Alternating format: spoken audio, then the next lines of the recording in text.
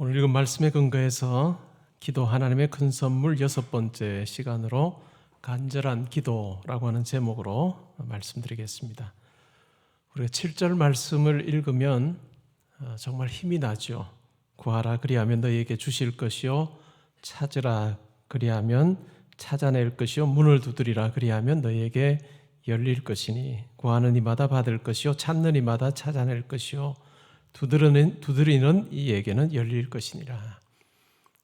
우리가 성경에 참 많은 구절이 있는데 많은 구절들 중에서도 이 두 구절은 우리에게 정말 힘이 되는, 그래서 이 두 구절 붙잡고 내가 기도해야 되겠다라고 하는 생각이 드는 그런 구절이죠. 구하라, 찾으라, 두드리라. 또 아주 말도 딱딱 명령문 형태로 해서 기억에 쉽게 남는 그런 구절이라 할 수 있습니다. 이 성경 구절이 기록된 이후로 정말 많은 성도들이 이 말씀을 붙잡고 그렇게 열심히 기도했던 것 같습니다. 그리고 이 구절은 또한 간절히 기도하라 라고 하는 그와 같은 의미를 또한 담고 있기도 하죠. 간절한 기도, 또 간청하는 기도의 능력, 또 주어지는 결과에 대한 이야기입니다. 그리고 9절로 가보시면 너희 중에 누가 아들이 떡을 달라 하는데 돌을 주며 생선을 달라고 하는데 뱀을 줄 사람이 있겠느냐. 아버지와 자녀의 관계 속에서 항상 좋은 것을 주기를 원하는 아버지, 부모의 모습으로 그렇게 그리고 있죠. 11절에 보시면 한 걸음 더 나아가서 너희가 악한 자라도 좋은 것으로 자식에게 줄 줄 알거든 하물며 하늘에 계신 너희 아버지께서 구하는 자에게 좋은 것으로 주시지 않겠느냐라고 말씀하시면서 이 세상의 육신의 부모도 자녀에게 좋은 것을 주기를 원하는데 하늘에 계신 너희 아버지께서, 마태복음에서는 항상 이 표현을 할 때 하늘이라고 하는 표현을 자주 쓰는데 하늘에 계신 너희 아버지께서 구하는 자에게 좋은 것으로 주시지 않겠느냐라고 그렇게 말씀하시므로 우리로 하여금 열심히 기도하라 라고 하는 그런 권면을 예수님께서 가르침을 주고 계십니다. 근데 12절로 가보시면 그러므로 라고 하는 접속사로 연결이 되죠. 그러므로 라고 하는 말은 앞에 이야기했던 부분과 연결이 된다라고 하는 의미를 이야기해 주죠. 그러면서 이런 이야기가 나옵니다. 무엇이든지 남에게 대접을 받고자 하는 대로 너희도 남을 대접하라. 이것이 율법이요 선지자니라. 7절부터 11절까지의 내용은 간절히 기도하라, 구하라, 찾으라, 두드리라.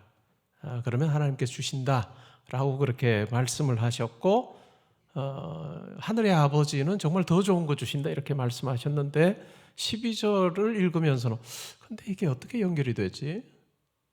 이게 어떻게 연결이 되고 있나 하는 생각이 들기도 합니다. 간절한 기도에 대한 이야기를 했는데 그러므로 무엇이든지 남에게 대접을 받고자 하는 대로 너희도 남을 대접하라. 이것이 율법이요 선지자니라. 우리가 흔히 말하는 황금률이라고 하는 이 산상수훈의 내용을 압축한 한 구절을 선택하라고 하면 7장 12절을 선택하는 경우가 많습니다.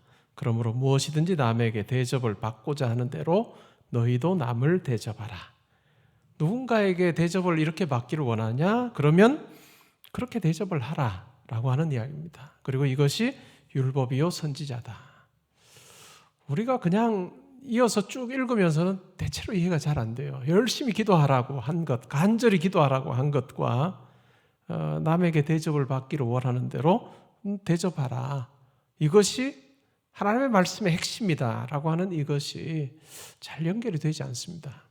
그래서 7장 7절부터 11절까지를 따로 떼어서 설교하는 분들이 많고 12절은 그냥 황금률로 그렇게 7절부터 11절과는 좀 분리시켜서 그렇게 이해를 하는 경우들도 꽤 많습니다. 근데 그러므로 라고 하는 말로 연결되기 때문에 분리하기에는 굉장히 어려운 부분이 있는 것 같아요. 마태복음 7장 우리가 읽었던 본문과 유사한 본문이 누가복음 11장 누가복음 11장에 나옵니다. 누가복음 11장에 나오는데요. 9절부터 해서 13절에 나오는데 이 9절부터 13절 이전에 5절부터 해서 8절 사이에 이런 내용이 나옵니다. 한 친구가 있었습니다. 예수님께서 하시는 말씀이에요. 친구가 하나 있었는데 아주 밤중에 그에게 찾아왔습니다.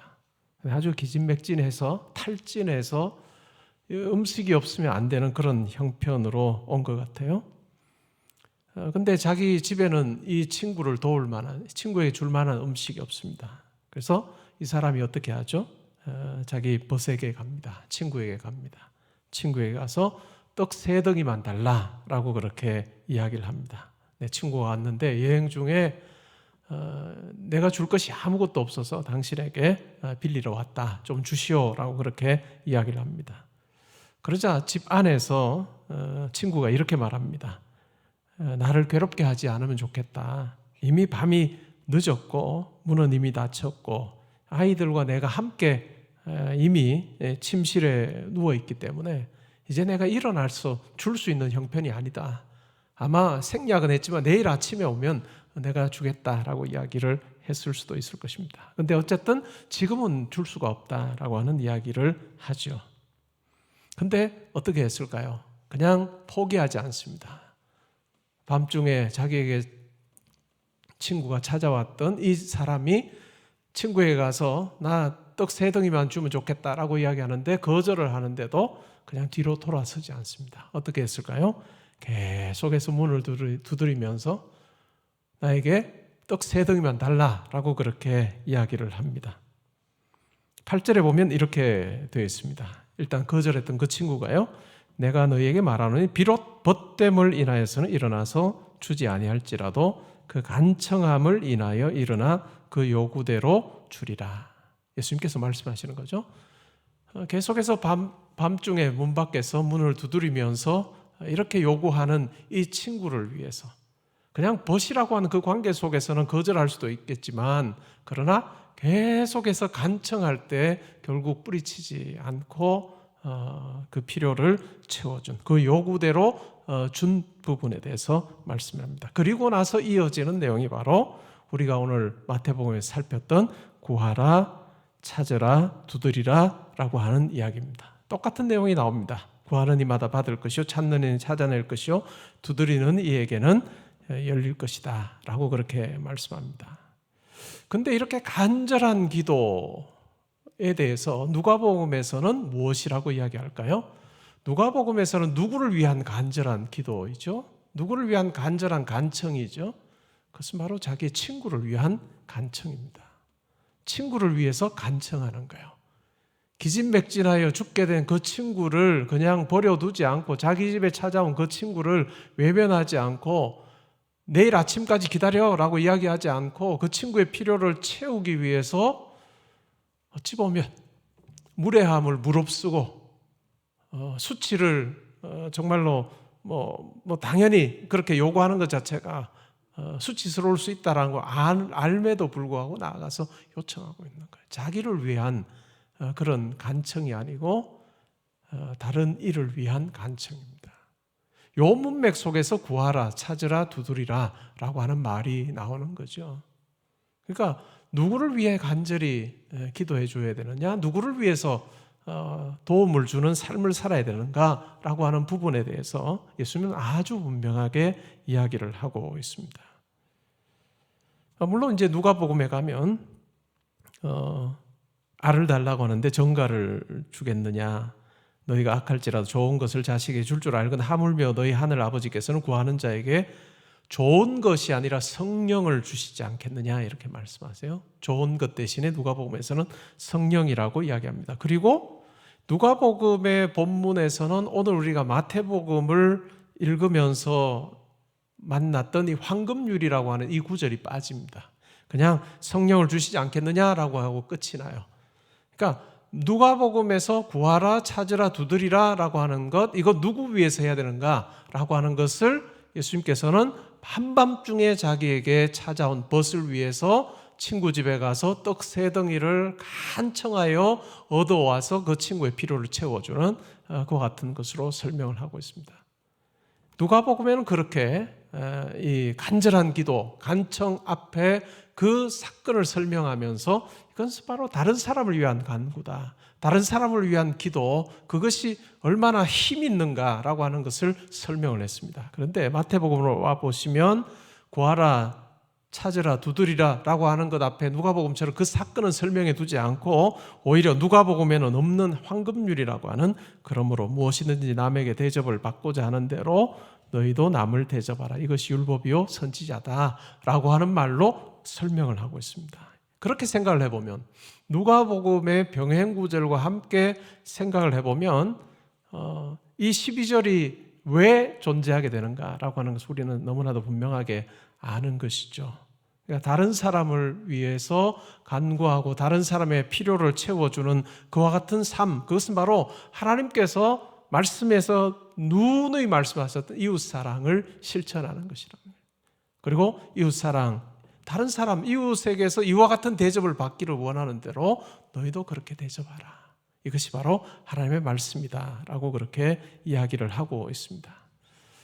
언뜻 보기에는 간절한 기도, 간청하는 기도, 우리가 매달려서 하나님 앞에 막 부르짖으면 하나님께서 다 들어주신다라고 하는 그 본문인 것 같은데, 찬찬히 살펴보면 다른 사람을 위해서 그렇게 간절하게 기도하는, 다른 사람을 위해서 간절하게 기도하고 그 사람의 필요를 채워주는 삶, 그것이야말로 천국 백성의, 하늘 백성의 삶이다라고 그렇게 이야기를 해주고 있습니다.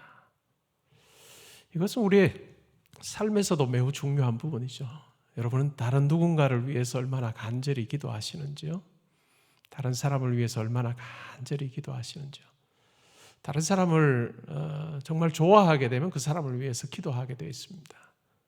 다른 사람을 좋아하고 다른 사람을 향해서 마음이 쓰이면 그 사람이 공고할 때, 힘들 때, 때로는 어떤 계획 앞에서 무력함을 느낄 때 우리에게서 저절로 기도가 나오죠. 나에게서 다른 사람을 위한 기도가 막 사라지고 있다라고 하면 그것은 내가 나 중심적인 삶을 살고 있구나라고 하는 것에 증거를 알 수 있습니다. 기도를 하는데 내 기도밖에 나오지 않아요.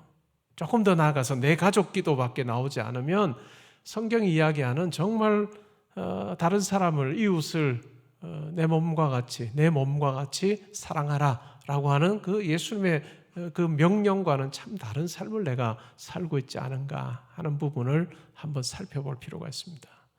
여러분, 자기를 위해서 어느 정도 신앙이 있는 사람이라면 자기를 위해서 간절히 기도하는 것, 이건 하라고 하지 않아도 하게 됩니다. 자기 가족을 위해서 간절히 기도하라, 이건 뭐 하라고 말하지 않아도 저절로 하게 돼 있어요. 그 상황에 딱 맞닥뜨리게 되면 우리 기도하게 됩니다. 근데 예수님께서는 거기서 한 걸음 더 나아가서 뭐라고 이야기하세요? 다른 사람을 위해서, 너의 친구를 위해서, 너의 이웃을 위해서 그렇게 간절히 강청하며 기도해라. 그러면 하나님께서 들어주실 것이다. 그리고 그렇게 사는 그러한 그 모습, 그리고 그 기도 하나님께서 정말 기뻐하신다. 그것이 바로 하나님 백성의 삶이다, 하나님 자녀의 삶이다 라고 그렇게 이야기를 하고 있습니다. 여러분, 제가 기도에 대한 이야기를 할 때마다 항상 드린 말씀입니다. 우리가 얼마나 우리 삶에 대해서 알까요? 우리 삶에 대해서 얼마나 알까요? 우리가 얼마나 우리 삶을 잘 헤쳐나갈 수 있을까요? 지혜롭게 헤쳐나간다 할지라도 얼마나 한계가 있는지 몰라요.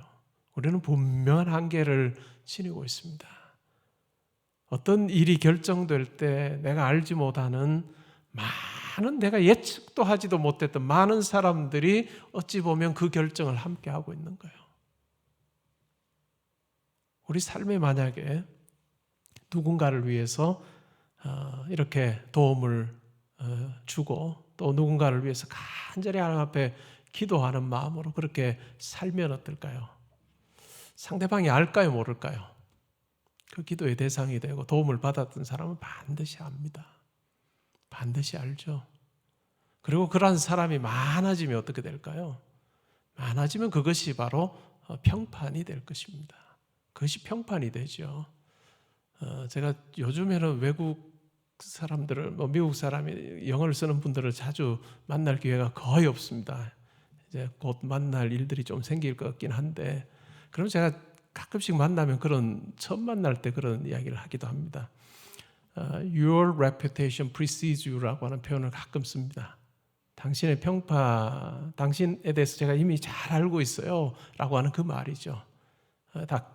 당신의 평판이 당신보다 앞서 왔습니다. 뭐 그런 의미거든요.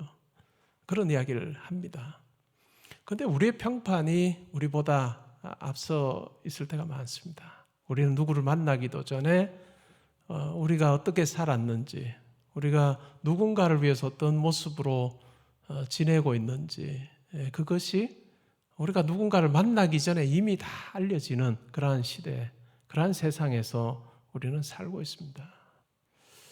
우리가 하나님 앞에 간절히 기도하고 뭔가를 놓고 막 기도할 때 그것은 그냥 하늘에서 뚝 떨어지는 것이 아니라 하나님께서는 사람들과의 관계 통해서 일하실 때가 참 많습니다. 사람들과의 관계 통해 일하실 때가 참 많죠. 그러한 관계 안에서 어떤 일들이 이루어질 때 우리가 도무지 상상하거나 예측도 할 수 없는 그러한 경우의 수들이 작동하는 경우가 참 많습니다. 근데 예수님의 이 가르침은 이러한 우리의 세상살이에도 참 중요한 부분 같아요. 내가 나만을 위해 살지 아니하고 다른 누군가를 위해 내가 내 삶을 내주고 내 시간을 내고 물질을 내고 내가 뭔가를 함께 나누고 마음을 쓰면서 그를 대하면 항상 그 사람이 우리에 대해서, 나에 대해서, 여러분에 대해서 좋은 이야기를 하며 다닐 것입니다. 우리의 평판이 우리보다 앞서가는, 그래서 어떤 일이 내가 상상하지도 못했던 일들이 이루어지는 것들을 경험할 때가 참 많습니다.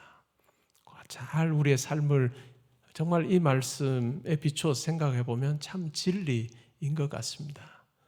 그러니까 우리가 기도할 때 하나님, 제가 이것 되기를 원합니다. 하나님, 이 한 가지 소원 이루어 주시기를 원합니다 라고 하는 나만을 위한 기도가 아니라 내 한 가지 소원조차도, 한 가지 기도 제목조차도 다른 사람, 다른 누군가를 기쁘게 하고 즐겁게 하고 도움을 주는 것이 되기를 원합니다 라고 하는 것이 우리에게 바탕으로 깔려 있을 때, 그리고 그러한 삶을 살 때 하나님께서 우리가 구하거나 바라거나 상상하는 것보다 더 넘치도록 하시는 하나님을 만나게 될 것입니다. 우리의 삶 우리가 다 알지 못합니다. 그러나 우리가 말씀을 조차 살 때 때로는 우리가 예상하지도 못했던 돕는 많은 손길들을 만날 수 있을 것입니다. 우리 자녀의 삶도 그러할 것입니다. 우리에게 일어나는 한 가지 일이 일비하지 말고 정말 우리 삶 전체를 붙들고 계시는 하나님 앞에서 항상 말씀에 순종함으로 겸비하여서 다른 사람을 위해 내 삶을 기꺼이 내줄 때, 기꺼이 내주는 삶을 살 때 오늘 이 말씀의 약속처럼 우리가 누군가를 위해 기도하고 누군가를 돕는 그 일이 이루어지게 하심으로 그것이 다시 나에게 그 말씀을 실천하고 또 말씀대로 따르는 나의 삶에도 영향을 미치는 그런 정말 좋은 선순환이 일어나는 그러한 삶이 되면 좋겠다라고 하는 생각을 합니다. 여러분, 할 수 있는 대로 다른 사람을 위해서 여러분의 것을 줄 아는 그런 모습으로 살면 좋겠습니다.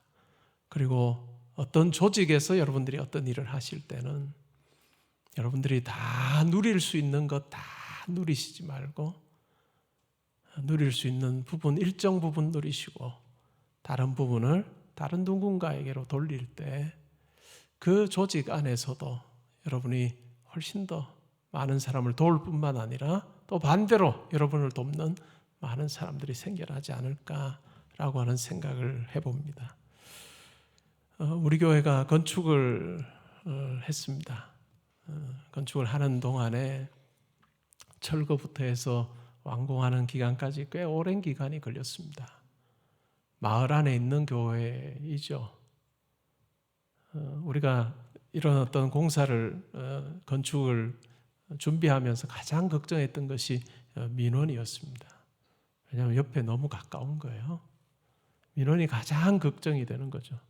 어떤 교회는 물론 그 교회는 굉장히 일반적이지 않았는데 그 지역의 어떤 한 분이 교회를 향해서 굉장히 그 교회가 아니고 정말 교회를 향해서 악한 감정을 가지고 계시는 분이 계셔서 한 교회는 제가 잘 아는 교회인데 건축을 하는 동안에 한 분이 1000몇백 번을 민원을 넣은 그런 경우도 있습니다. 자, 그런 이야기도 듣고 하면서 건축하려고 하니까 얼마나 겁이 나든지요. 근데 여러분들이 잘 아시는 것처럼 정말 거의 민원 없이 이 주변의 분들이 구청에 민원을 넣거나 하는 일 없이 정말 은혜 가운데 잘 마쳤습니다. 제가 가끔 동네 저도 이제 동네 요 골목에 산 지가 15년이 됐으니까 동네 분들하고 이제 이야기하면서 인사하며 그렇게 지내곤 합니다. 그러면서 이제 정말 공사하는 동안 잘 참아주셔서 감사합니다라고 그렇게 이야기를 한 적이 있습니다. 근데 그때마다 모든 분들이 다 그렇게 말씀하신 건 아닌데 몇 분이 했던 공통된 이야기가 있다면 그것은 그 마을의 주차가 참 힘든데 옛날 옛 예배당에서요. 옛 예배당 우리가 있을 때 1층과 2층 주차장을 우리가 스타렉스 정도 되는 것 외에는 다 전면 개방을 했습니다.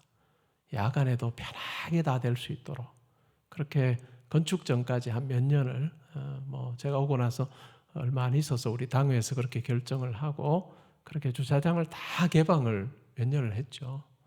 그 이야기를 하시는 분이 많았어요. 밤에 이제 회사 갔다가 오거나 하면 골목에 차 댈 데가 없었는데 그래도 우리 교회 주차장에 10여 대, 20대 정도, 10여 대 정도 됐던 것 같아요. 될 수 있으니까 이 지역에 이 마을에 주차 여건이 참 그래도 괜찮았다. 그 생각하면 참 고마운 마음이 많이 듭니다 하는 이야기를 하시더라고요. 그 생각할 때마다 이 말씀이 참 진리구나. 이 말씀이 진리구나. 마을 사람들의 아픔에 대해서 그냥 이거 우리 땅인데 하고 그냥 외면해도 되지만 그러나 그렇게 하지 않고 우리가 당회에서 장로님들과 의논해서 개방합시다. 우리가 조금 불편해도 개방합시다 하고 다 개방을 한 것이 또 저에게는 우리 교회에는 또 그런 유익으로 돌아왔던 그것을 생각하면 이 말씀이야말로 진리다 하는 생각을 해요. 예배당을 다 짓는 과정에 수도공고 가 있을 때도 마찬가지죠. 수도공고 체육관을 빌렸을 때도 교회들이 체육관이나 강당을 빌리는 경우는 쉽지는 않으나 좀 있습니다. 근데 주일학교나 찬양대를 위해서 교실을 8개를 내주는 경우는 거의 없습니다. 강당을 빌려주는 경우는 꽤 있어요. 강당 주일날 안 쓰니까, 체육관 안 쓰니까. 근데 교실을 빌려주는 예는 거의 없었습니다. 근데 우리 교회는 8개의 교실을 빌려서 사용했죠. 근데 그 교실을 누가 내주셨느냐 하면 수도공고 신우회 선생님들이 자기 교실을 다 내주셨어요. 자기 교실을 다 내주셔서 우리가 아무리 깨끗하게 쓰고 또 손 안 대도 월요일 날 와보면 아마 달라진 것들 많을 거예요. 그럼에도 불구하고 즐거운 마음으로 그렇게 해주셨어요. 이전에 제가 오고 나서 얼마 있지 않아서 이제 신우회 선생님들이 제 방에 오셨어요. 목사님, 아이들 위해서 예배 교육자 한 분 보내줘서 예배도 좀 드려주시고 매달 또 간식도 좀 주세요. 예, 저희가 풍성하게 대접하겠습니다. 그렇게 10몇 년을 했어요. 그리고 저희가 건축할 때 되니까 그 선생님들이 앞장서서 체육관만 내줘서는 어디 가서 분방 공부하겠느냐, 주일학교 모임 어디서 하겠느냐. 그래서 신우회 회장 되시는 선생님을 중심으로 해서 우리가 교회를 도와주자라고 그렇게 결정을 해서 우리가 정말 편안하게 그렇게 잘 지냈던 기억이 있습니다. 이 말씀은 진리입니다. 다른 누군가를 외면하지 않고 내가 그 사람의 필요를 놓고 구하고 찾고 두드릴 때 하나님께서 응답해 주시고 그 사랑의 실천 가운데 하나님께서 놀랍게 오히려 우리의 삶에도 다른 형식으로 다른 형태로 우리에게 보상해 주셔서 우리의 기도가 누군가에게서 끝나지 않고 다시 우리의 삶으로 선한 것이 되어서 돌아오는 그와 같은 일이 있다 하는 것을 예수님께서 말씀하고 계십니다. 우리의 기도에 누군가를 위한 기도가 많아지면 좋겠고 또 기도로 끝나지 않고 누군가 나의 도움을 필요로 하는 사람이 있다면 외면하지 말고 스쳐 지나가지 말고 그 사람에게 가서 내가 할 수 있는 대로 마음도 주고 또 함께 우리 삶을 나눌 때 이 땅에서의 우리의 삶이 참 복된 삶이 되리라 라고 저는 그렇게 확신합니다. 그래서 우리가 이 세상 떠났을 때도 참 우리를 기억하면서 여러분과 저를 기억하면서 참 고마웠다 라고 하는 사람이 많다면 그건 참 복된 인생일 것 같습니다. 오늘 우리의 한 가지 기도 제목, 나만을 위한 기도가 아니라 다른 사람을 위한 기도, 그 가운데 역사하시는 하나님을 만나는 저와 여러분 되시기를 주님의 이름으로 축복합니다. 아멘.